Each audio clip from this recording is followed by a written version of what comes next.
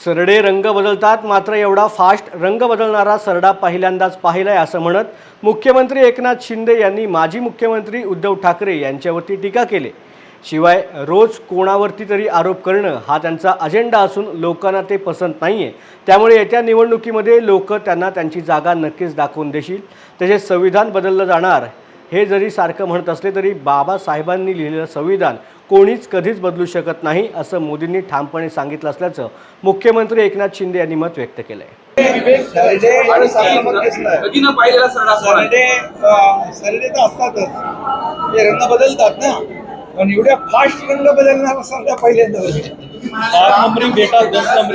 ते रोज आरोप करतात मुख्यमंत्र्यावर, देवेंद्रजींवर, मोदीजींवर, अमित शाह साहेबांवर, सगळ्यांवर एकमेव त्यांचा अजेंडा आहे आरोप करणं, दिशाभूल करणं, लोकांमध्ये संभ्रम निर्माण करणं।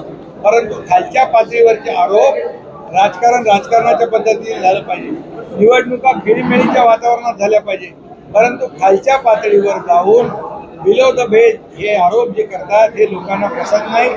त्यांची जागा येत्या निवडणुकीत लोक दाखवतील, कारण लोकांना काम करणारं सरकार पाहिजे, ग्राउंड रियालिटी माहिती असलेलं सरकार पाहिजे। घरी बसणारं सरकार कोणाला पाहिजे का?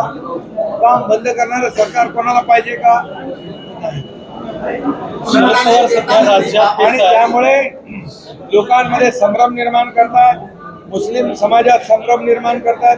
आज एवढे वर्ष मुस्लिम समाजाला केवळ वोट बँक म्हणून वापरले। त्यांना काय केलं?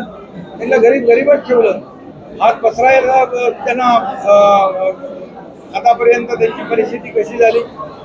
आणि म्हणून या ठिकाणी संविधान बदलणार आता त्यांच्याकडे दुसरं काही राहिलं नाही। मग संविधान बदलणार अशा प्रकारचा खोटा अपप्रचार करायचा। मी एकच सांगतो, मोदीजींनी त्याच्या बाबतीत स्पष्ट खुलासा केलाय। सूर्यचंद्र असेपर्यंत बाबासाहेबांचं संविधान कोणी बदलू शकणार नाही, बदलणार नाही। बाबासाहेबांचा संविधान दिन 50-60 वर्ष यांना साजरा करता आला नाही, विसरले बाबासाहेबांना। पण मोदीजींनी 2015 पासून संविधान दिन साजरा करायला सुरुवात केली आणि त्यामुळे सगळ्या माझ्या मतदार बांधव भगिनी जे दलित आहेत, शोषित आहेत, पीडित आहेत, बाबासाहेबांची घटनेवर, त्यांच्या घटनेवर आपला राज्यकारभार सुरू आहे। त्यामुळे कुणी यांच्यावर विश्वास ठेवणार नाही आणि ठेवूही नये, कारण एक संविधान हे आपलं देशाचं सर्वश्रेष्ठ संविधान आहे।